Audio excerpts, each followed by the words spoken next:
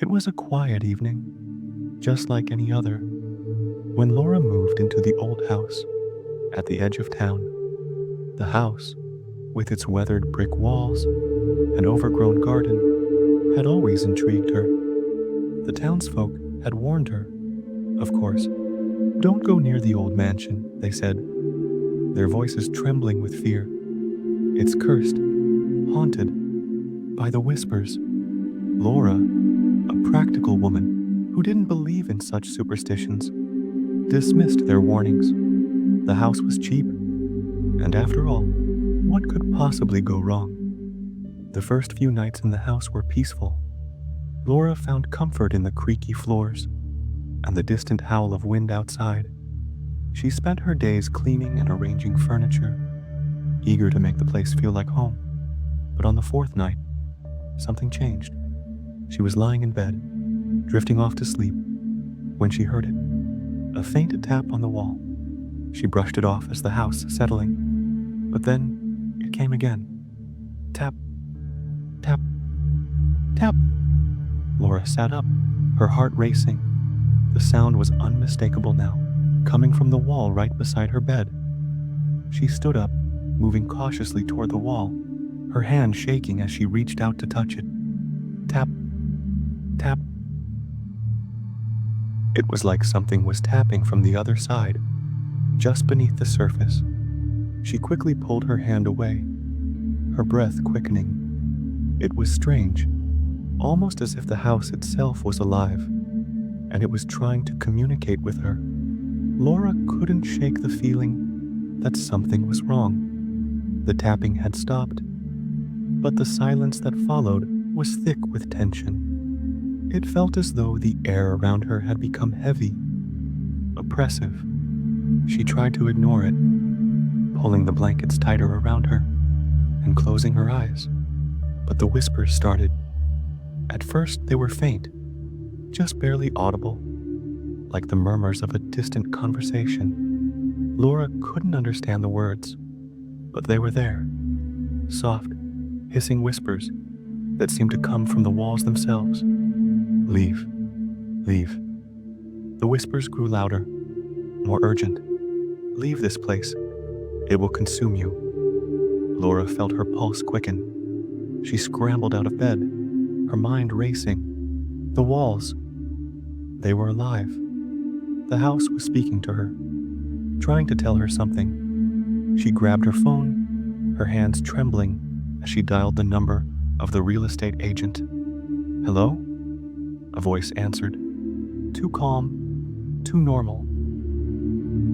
"I need to know more about this house," Laura said, her voice shaking. "The walls, they're whispering. Someone said it's haunted. Is that true?" There was a long pause on the other end. Then, the agent's voice came back, colder this time. "You shouldn't be there. The house has a history. It was built over the remains of an old asylum. Many patients died there, and their spirits never left. They say the walls were made to hold them in, to keep them from escaping." A cold chill ran down Laura's spine. She dropped the phone, her eyes darting to the walls. The whispers were louder now, the voices growing more frantic. "Get out. Get out while you still can." Suddenly, the tapping returned, faster and more frantic, as if the house was growing desperate. Tap, tap, tap. Laura's heart raced. She bolted out of the room, running through the dark, narrow hallways of the house. The whispers followed her, echoing off the walls. "You can't escape us. You can't leave." She ran into the living room, her breaths ragged and loud in the otherwise silent house. The door was right there, just a few steps away. But as she reached for the handle, it clicked shut on its own. She yanked on it desperately, but the door wouldn't open. Tap, tap, tap. The whispers were everywhere now, filling the air, coming from the walls, the floor, the ceiling. It was as if the house was alive, pulsating with the voices of those long forgotten, Laura screamed, but no one could hear her. No one would ever hear her.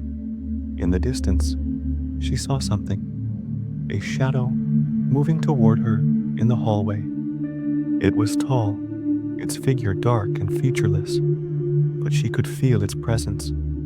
It was coming for her. "Help me," she whispered, but the words got caught in her throat.